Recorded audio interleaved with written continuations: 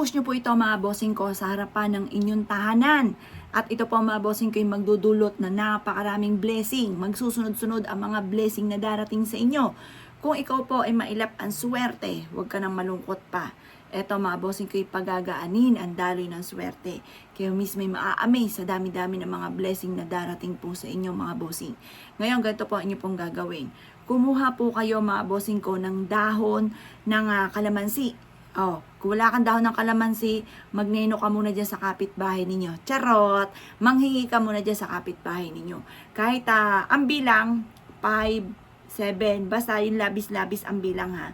Ngayon pa mga bossing ko, magpapakulo tayo ng dahon ng kalamansi. Ang kalamansi ay isa sa mga uri ng citrus na makakatulong upang sa ganon, mas higit ka na maka-attract ng swerte lalo na sa pera.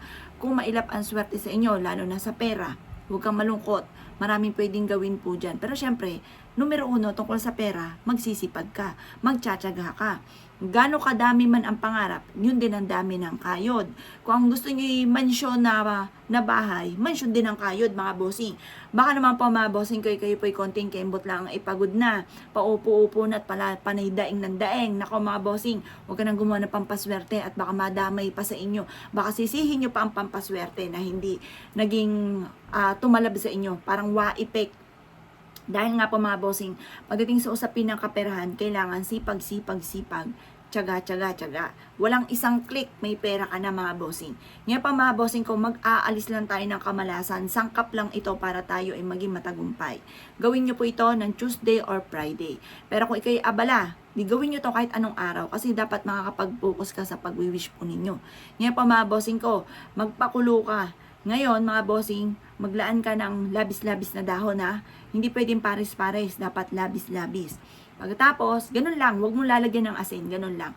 Isang kulo lang, i-off na ang kalan. Pagkatapos, kumuha ka ng tabo, yan, magbuhos ka sa may gate para nag-aalis po yan ng negative energy. Or kaya, kung halimbawa, yung bahay ninyo kaya mong paikutan, yung malawak yung space, paikutan nyo sa labas, magtataboy ka ng malas. Ngayon pa mga bossing ko, kung maliit naman yung space kahit sa may main door lang, yan ang puruhan po ninyo. Pwede rin na kumuha po kayo ng timbang tubig, lagyan ng pinagpakuluan ng kalamansi, kumuha ng malinis na basahan at mula sa may pintuan sa may main door, ibasahan nyo po yan, ipunas nyo po yan. Proven po yan mga bossing ko na napakaswerte. Ganon din yung mga kalan ninyo, yung inyo pong rep na laging walang laman, cabinet na laging walang laman, punasan nyo po yan. Pagkatapos, kapag unang sabakan na pagpupunas yung basahan, itapon nyo na. Huwag nyo na pong labahan. Kasi maaaring marami na siyang mga nahigop na negative energy. Proven po ito. Kaya ako kinaniwala at nais po itong gawin. Huwag ka na magpatumpik-tumpik pa. Kayo mismo ay maa-amaze sa dami ng blessing na darating sa buhay ninyo matapos nyo po itong gawin. Kayo mismo matutuwa sa pampaswerteng ito. Kayo mismo mga bossing ko ay magpapasalamat sa pampaswerteng ito. Dahil matapos nyo po itong gawin ay magsusunod-sunod ang mga blessing na darating. Huwag kang makakalimot magdasal, sabayan ng sipag at tiyaga at sabayan nyo ng ganitong mga pamamaraan. Kayo mismo ay maa-amaze sa daming pera na darating sa buhay ninyo.